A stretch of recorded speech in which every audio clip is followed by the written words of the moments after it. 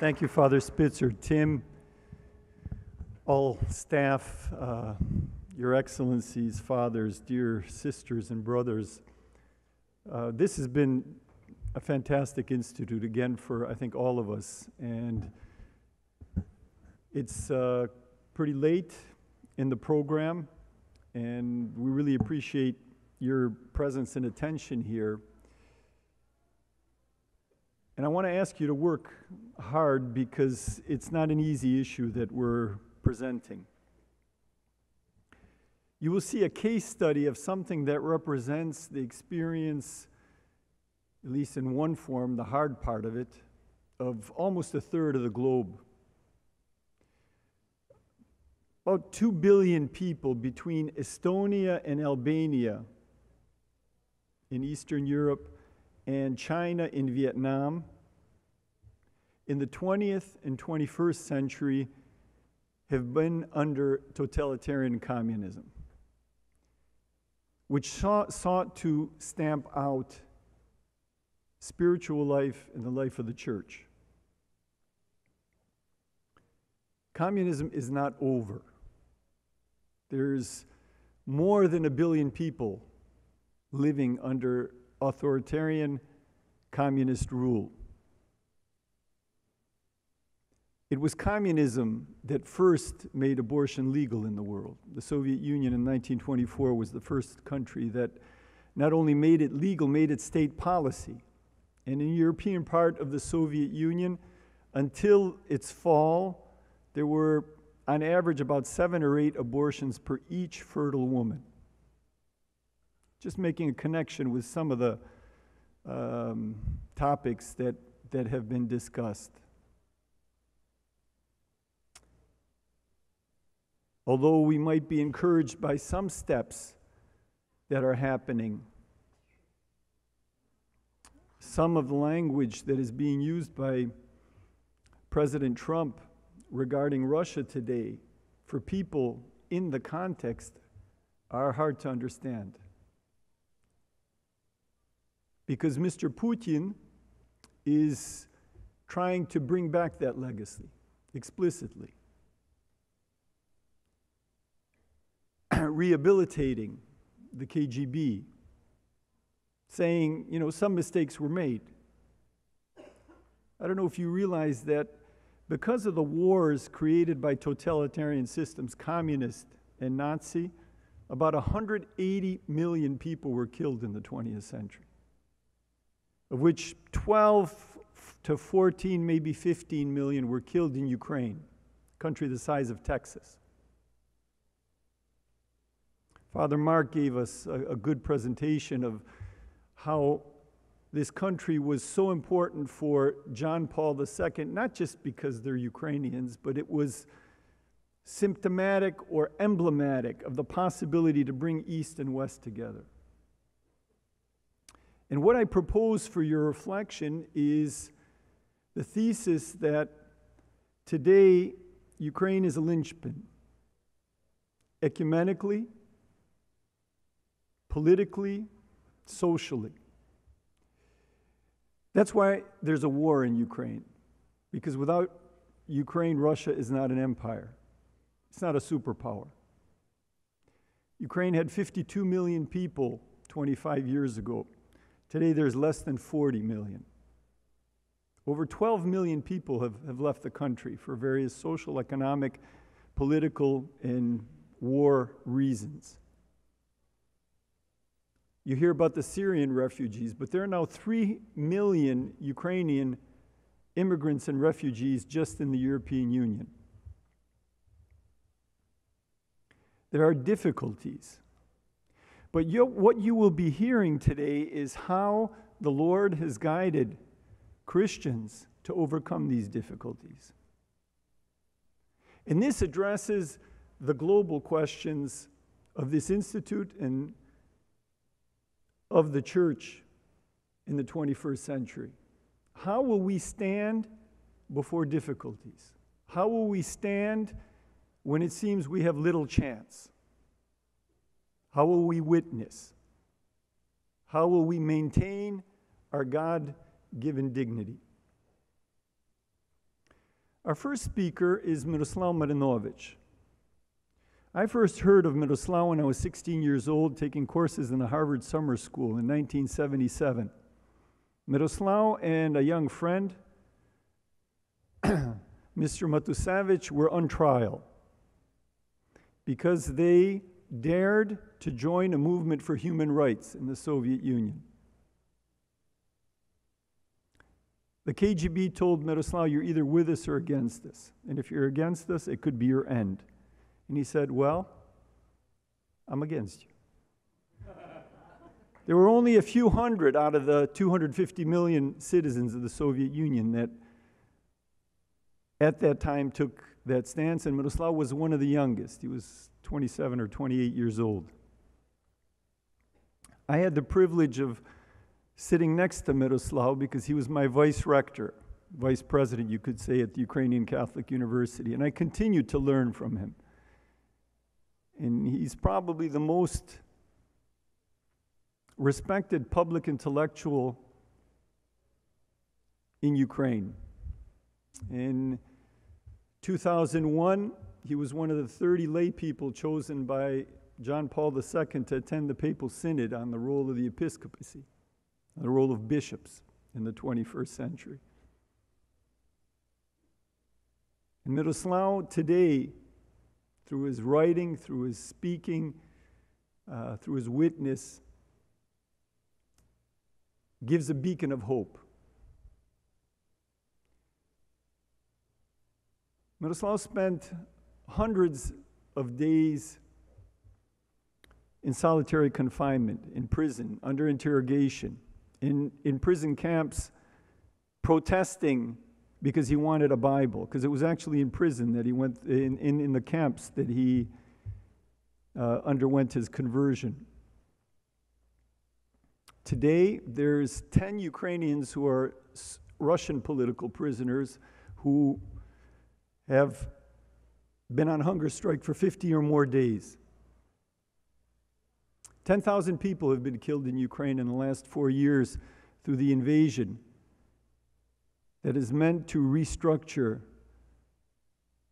the Soviet Empire, maybe in a slightly different form, but with very much the same ideology. It's a distinct pleasure for me to introduce to you one of the great personalities, I think, of the 20th century. A man who stood up, fought against, but never got bitter, forgave, and leads today. The Vice Rector of the Ukrainian Catholic University for Mission, Myroslav Marynovych.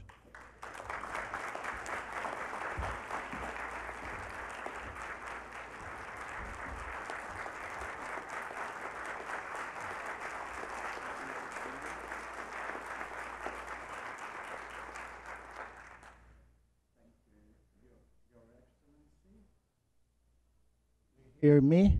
Yes? Your Excellencies, distinguished audience, sisters and brothers in Christ, let me divide my talk into the 3 short parts. My personal story as a political prisoner, the situation in Ukraine, and the new trends in the world.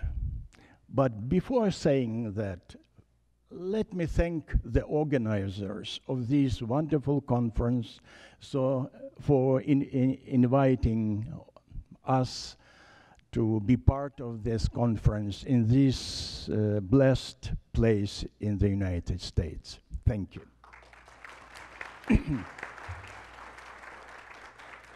So my personal story.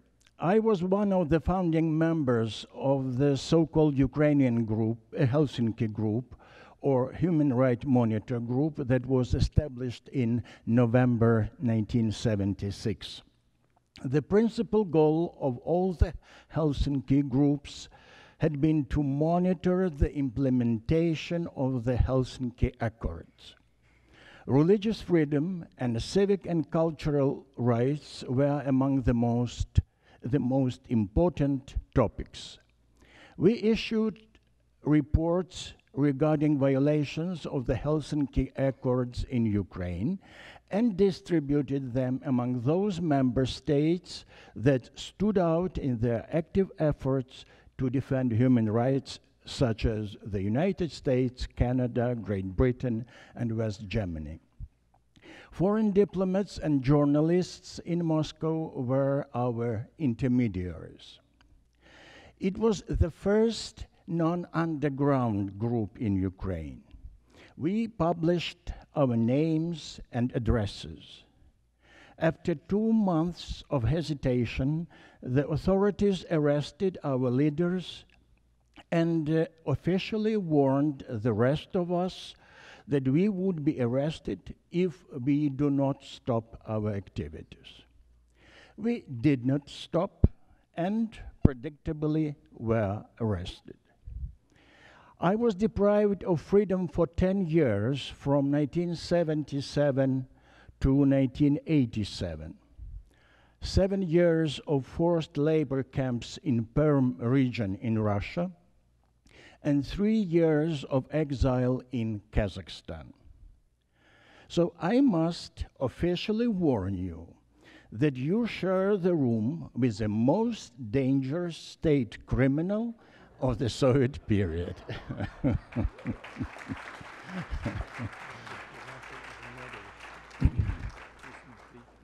I can honestly say that the labor camp was the best place to come to know the nature of the totalitarian regime from its very heart, to become homo erectus in the ideological, civil, and intellectual senses, and to establish my religious identity and test my Christian beliefs.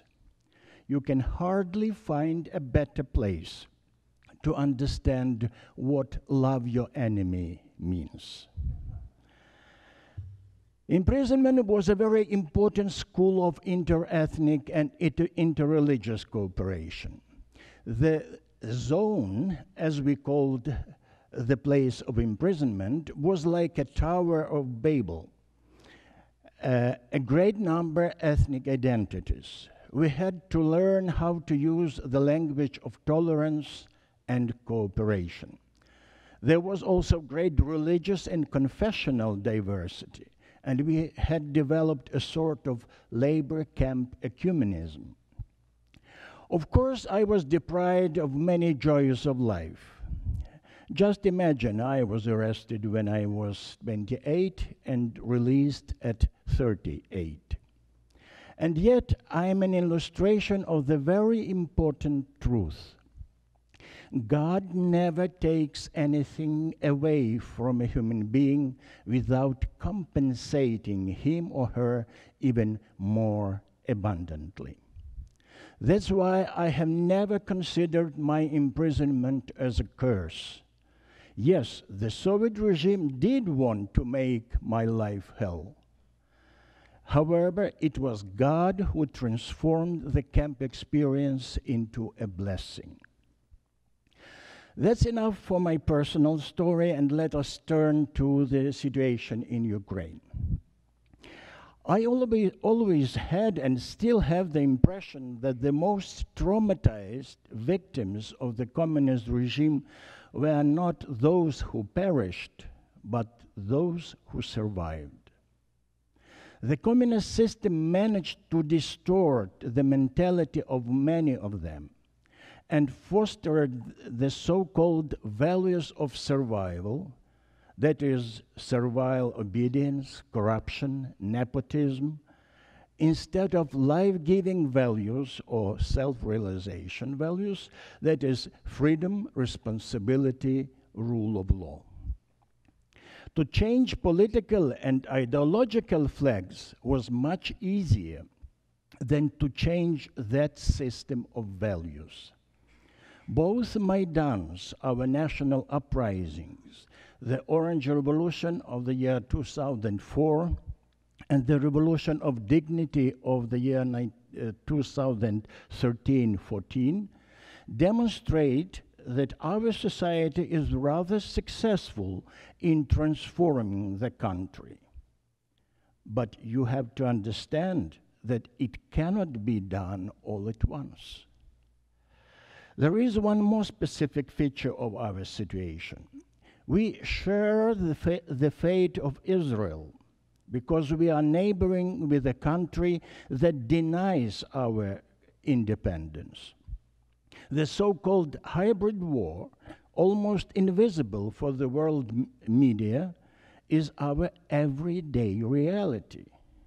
We lose a few lives almost every day. Thus, 25 persons have been killed since the World Soccer Championships began. Of course, this is not reported by the world's media. Putin bleeds Ukraine daily in order to force it to reject independence and to subject it to full Russian control. The result of that struggle, of course, depends first of all on us, Ukrainians. However, we live in a globalized world, so that the result will be shaped by you Americans as well. According to many Europeans, it would be much safer for the EU to make concessions to Russia and force Ukraine to accept a deal. However, the conflict of Russia with the West will not be solved even if Ukraine is back to the Russian orbit. The bear has awakened, and the spirit of Stalin is calling Putin to take revenge on a global scale. It would be logical to turn now to the situation in the world. We all are deeply concerned about what is happening in the world. The post-World War slogan, "Never Again," seems to be losing its validity. Too many politicians are willing to try once more, and violence is attractive again. As a result, we have departed from a point A to which we will never return, and we have not yet arrived to a point B, which we can't even imagine. Why? There are several reasons for that, and let me mention the historical one first. Seeds of communism non-repented. We are dealing now with the consequence of the injustice caused by the 1945 Yalta Agreement. The injustice was at least twofold. Firstly, it created double standards of evaluating the crimes of totalitarian systems. Nazi crimes were publicly and totally condemned. Communist crimes were covered by security imperatives and almost freed of ethical evaluation. For many people in the West, Nazi Germany was an absolute evil, while the communist Soviet Union was a victorious good with some occasional dark spots on its shining garments. What was forgotten was the fact that the main winner of the war, Stalin's Soviet Union, entered the war as an ally of its main begetter, Hitler's Germany. As a result, the world heard the pain of victims of the Gestapo and didn't hear that of victims of NKVD and KGB. As Leszek Kolakowski, the Polish philosopher, ironically put it, was a prisoner dying in Vorkuta, Siberia, to be pleased and happy with the fact that he avoided the same fate in Dachau? The moral equation of Nazism and communism is, from my point of view, absolutely justified and even necessary.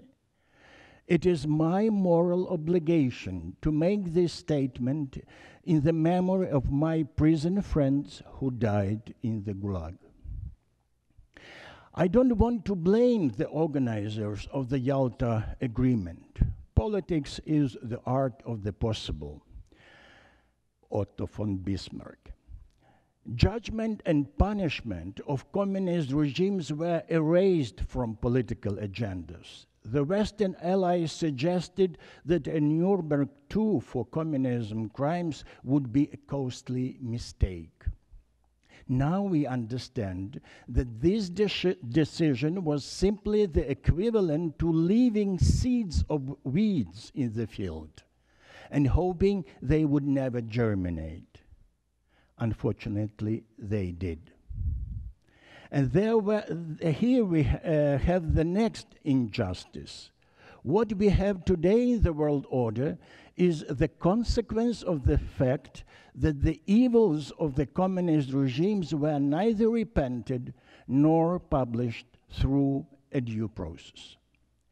The KGB regime of Putin in modern Russia is a clear reincarnation of the Dzerzhinsky's empire of the Bolsheviks. I just smell it. Moreover, the former British Foreign Secretary, Boris Johnson, was absolutely right while comparing Putin's logic with that of Hitler. As we say in Ukraine, they were molded from the same paste. So it is the task of mankind to do the job the Yalta Conference had postponed. I ask you not to underestimate the danger emanating from the Putin regime. There was a time when Nikita Khrushchev invented the slogan, "Let us catch up to America and leave it behind." The idea was to make the Soviet Union as big as the United States. Now Putin understands that this is impossible. So the goal was modified. Let us make America and the West as weak and crippled as possible and force it down to our level. So it is not only Ukraine that is under danger, under threat. The whole civilized order is under siege. Now let me turn to the last reason for trouble, at least in this paper, not in our life. That is distortion of truth and honesty. We live in a quasi-biblical times. We all know the tree of knowledge of good and evil. Now we all stand at the tree of knowledge of truth and lies. Everyone who eats the fruits of this tree becomes unable to distinguish between truth and falsehood. At the time of my dissident youth, the Soviet regime had to jam radio broadcasts to prevent the truth from entering human minds. Today's Putin regime doesn't need to do that. Instead, it undermines the very ability of people to distinguish between the truth and lies. It misuses the basic principle of postmodernism to treat all expressed information as legitimate opinions and to define the truth as a golden mean between different opinions.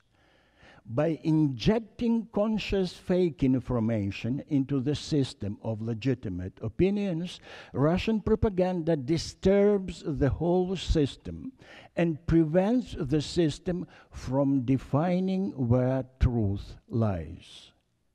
Such a distortion of truth is a challenge of basic humanitarian importance. And all the nations of the world are need to search for solutions.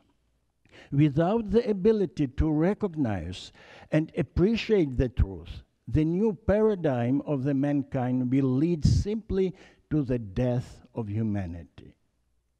And a few words about dishonesty. In medieval times, it was a matter of honor for a knight to inform his rival of his approach. The Kremlin practices exactly the opposite. At first, Putin publicly denied the presence of Russian soldiers in the Crimea, and the phrase "Nas tam net," we are not present there, became the ironic motto of that victorious Russian aggression, along with the "green little man" expression. A few months later, when the victory was ensured, Putin confirmed that the occupation of the Crimea was accomplished by Russian regular troops at his orders. Open dishonesty in the case of such a high-ranking world leader is unbelievable. Or is it? One might think that Putin's actions would be condemned unanimously. It never happened. Vice versa. Overt dishonesty and the technique of massive repeated lies became attractive. Is there any way out of this deadlock? Yes, there is, and the key is values. Putin's regime is firmly tied to hatred, lies, and violence. We Christians understand that these are the instruments of Satan. There is an excellent phrase by Benjamin Franklin: "They who can give up essential liberty to obtain a little temporary safety deserve neither liberty nor safety." I would rephrase these words in the following way: they who can give up essential values to obtain a little temporary safety deserve neither values nor safety. This was exactly what Jesus illustrated by his sacrifice, and what all Christians are called at least not to ignore. Thank you.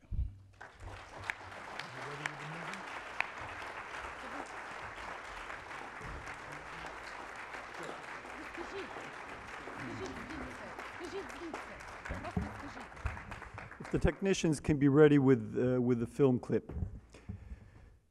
We're covering a lot of ground, the experience of 2 billion people through a case study over a century. And you see before you a person that stood up, survived, and leads. Somebody that represents, in many ways, a future hope that was formed in the crucible of totalitarianism in the 20th century. It's good news. It's the gospel. I want to continue with the good news. After this film, you will hear from Sophia Opatska, somebody benefited by American experience in her youth. A young woman who is a leader in business and education. 2 years ago, when a new government was being formed, she was considered to be a candidate to be Minister of Education, Secretary of Education in American terms, for the entire country. Sophia carries the optimism and the faith that is necessary to go forward, despite the fact that her colleagues may be on the front, despite the fact that one of her colleagues was shot and killed on the Maidan, on the square during the Revolution of Dignity. Right now, another case study. A few images of the Ukrainian Catholic University, the only Catholic university between Poland and Japan. Today, with your help, with the help of many of you, considered the best university, a country that has 200 universities, a country that builds the biggest airplane in the world, that had the biggest ballistic missile factory, that at the time of its independence in 1991 had the third biggest nuclear arsenal in the world, more missiles than China, England, and France put together, but a country that in 1994 gave up its nukes.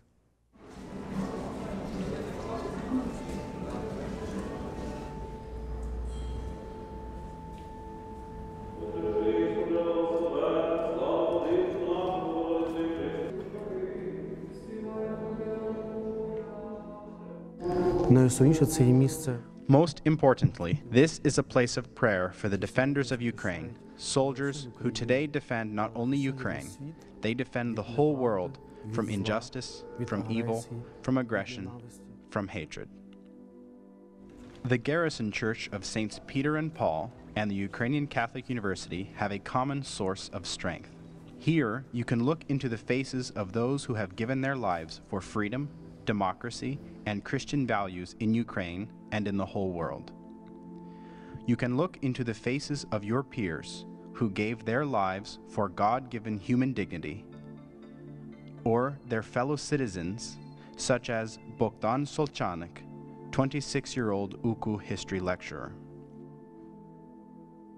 We have a war. There are many priests who serve as military chaplains. There are many priests who help the families of Ukrainian soldiers. There are many difficult questions, hard challenges, which will not come only from Ukraine, but also from abroad. It is a hybrid war. It is probably invisible for many Westerners, for many people in the world. But we feel that every day, and we have to find spiritual and material sources to meet these challenges. Founded by Patriarch Yosef Slipi, a prisoner of the Gulag, UKU from its very beginnings became a challenge for the post-communist country because of its independent existence. Graduates of the university are creating a new type of country in which the so-called Russian world has no chance. UKU students really envisioned true Christian values and they're welcoming and strong and speaking up for the voiceless. Students of the university minister to children in institutions. They improve contacts between Eastern and Western Ukraine. They visit the military and civilians in war zones. They organize humanitarian aid for the wounded. They foster the life of the church. It's enough to mention the volunteer camp, Let's Build Ukraine Together, which has involved thousands of volunteers in dozens of cities and villages in Ukraine. We were able to create a business community based on trust, which responds to the most important needs of our society, like rebuilding Ukrainian army in 2014, pushing economic reforms, and supporting value-based education. Those who are moving, energizing, transforming Ukrainian society. Those who are making it a good future business climate. Those that are making statements to Western Europe, to the European Union, but also to the East, to Russia. UKU has a broad range of academic programs such as ethics and contemporary issues, business management and leadership, social communications and media, theology and religious studies, language and cultural studies, humanities and social sciences, technology and applied sciences, health and human welfare, international policy and law.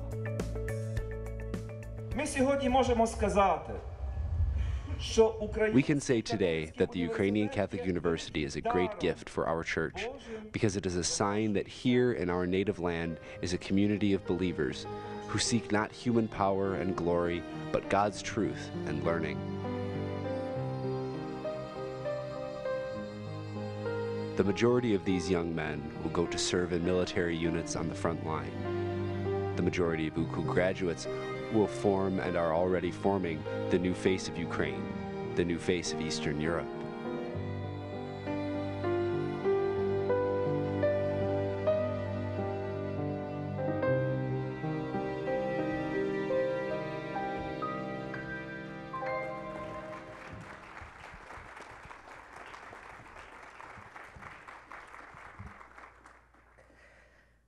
dear ladies and gentlemen, dear friends, thank you very much for this opportunity to share with you. My presentation will have 3 parts, which are defined by my roles. My role as a business person, as a person in leadership of an educational institution, and as a person of faith, and as a mother. I come from the country which did not exist on the map and in the minds of the world until 1991. That year I was an exchange student in the US, and almost nobody knew where Ukraine was. This was a country that was so deeply injured by the absence of freedom and private property, having a completely ineffective and inefficient administrative economy, no respect for human rights and dignity, absence of trust between people. Neighbors did not trust neighbors. Relatives did not trust relatives.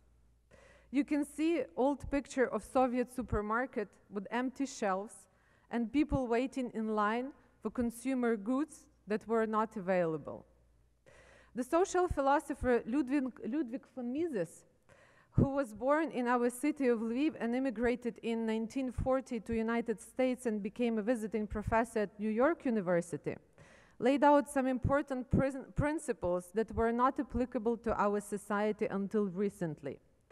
Mises showed that the free society based on scrupulous respect for private property and consistent rule of law and the right to freely exchange goods and services is the system most conducive to human well-being, progress, civility, and peace. 25 years of independence gave us a chance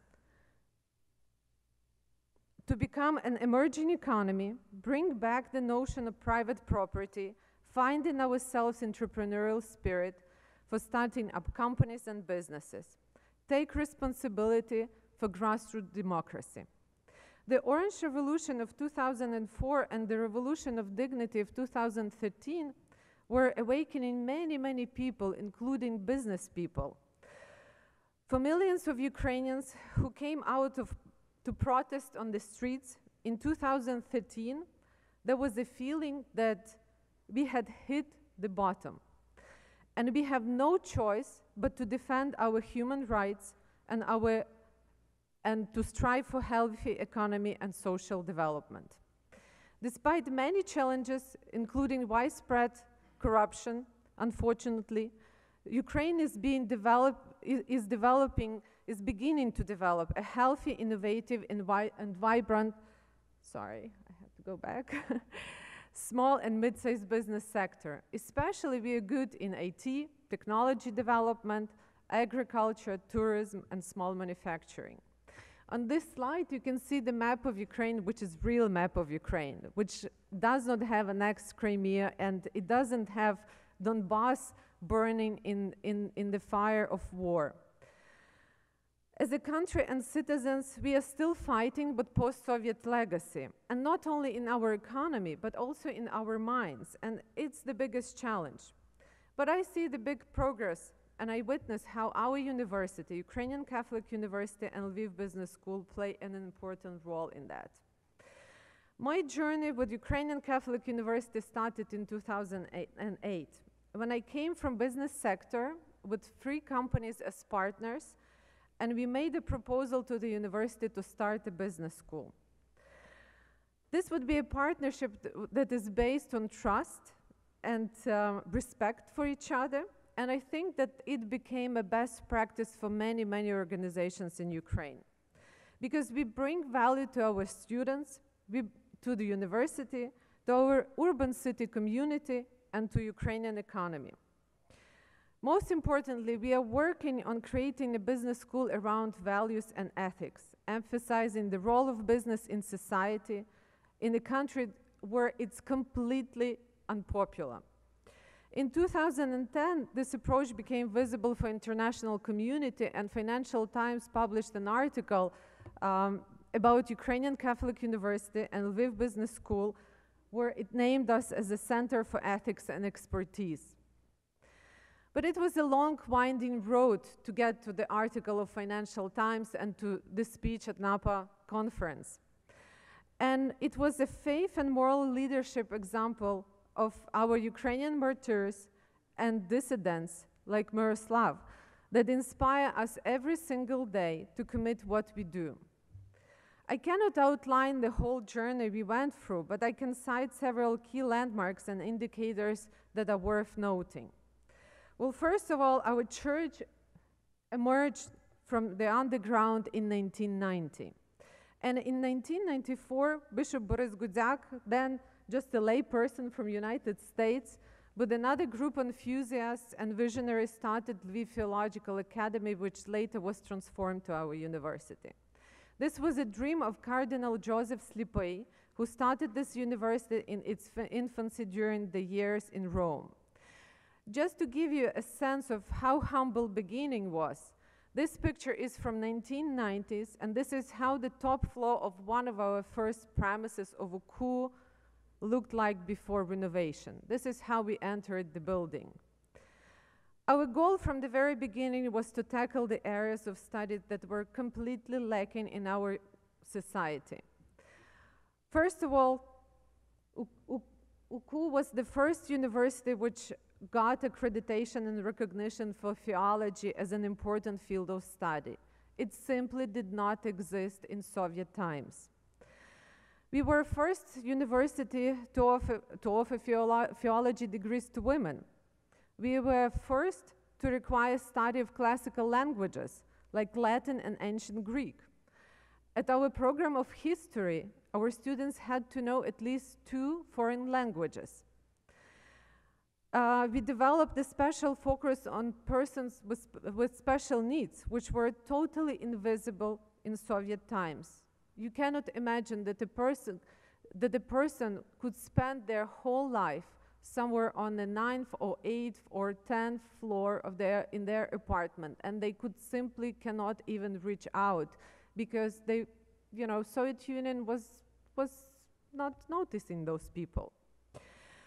So we launched the social pedagogy program and School of Bioethics. But what especially impressed me about the impact of the university were the scenes which I witnessed in Kyiv during the Revolution of Dignity, where I saw priests.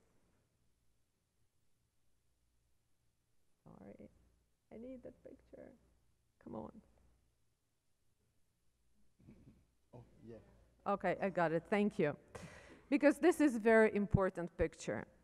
So we could see priests constantly standing with people, defending them from riot police, hearing confessions, and providing pastoral counseling, even in the midst of violence. They performed last rites on protesters that were killed by government snipers, and in every respect risked their lives and stood shoulder to shoulder with hundreds of thousands of people, demanding human rights and transformation of our society. You can see priests from our university right at this picture. This experience raised the bar of expectations to everyone in the country, including the students and faculty at our university. We saw firsthand the willingness to sacrifice, and every next step of our development was a response to the needs that were identified after this revolution. This includes our new School of Law, the School of Rehabilitation Medicine, which has the only program of physiotherapy and occupation therapy in the country. Can you imagine? The only program in occupation therapy in the country. Good governance program, program for NGOs, and many others. We also established a faculty of applied science, and we get there the students who receive the highest SAT score in math in the country. We grow 30% every year in the last 4 years. I think any business would dream about such a growth. But the university, thank you. But the university is not simply dedicated to the development of skills and knowledge transfer or sharing. It's much more committed to spiritual formation and human development of our students. The most important university experience for our students takes place when they go to the east of Ukraine and meet with soldiers and veterans and visit schools where children are studying in the classroom, still pockmarked with bullet holes and artillery rounds.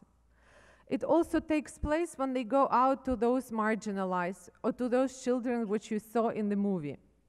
When they go to homeless, elderly, physically and mentally disabled, or when they make friendship with students from east of Ukraine. During the conference, I have been asked on the first day whether our Christian faith is strong in Ukraine. I can give you several strong indicators of the depth of our Catholic community faith. Okay, I'm really having hard times with this. Okay, sorry, no. When our church came out of underground in 1990, we only had 300 priests. Most of them were elderly people and physically abused by their experience in the Gulag. In the last 25 years, that number has grown tenfold, from 300 to 3,000. And our seminaries are filled with students. Visitors from Western Europe have been impressed with the huge number of faithful that attend church services, including children. Our university is a place for evangelization, when young people from all over Ukraine who never previously had Christian experience due to various reasons start to witness Christian life firsthand.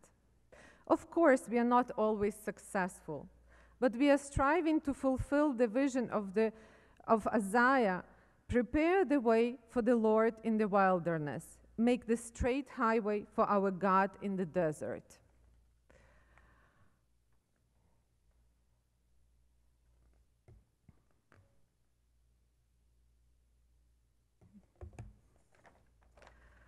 In keeping with this vision, our business community is now providing scholarships for needy students, and we are developing a new spirit of philanthropy in the country, supporting value-based education. So how can you help us grow our faith and hope, even in these challenging times? I'm sure you want to help, otherwise you wouldn't be here.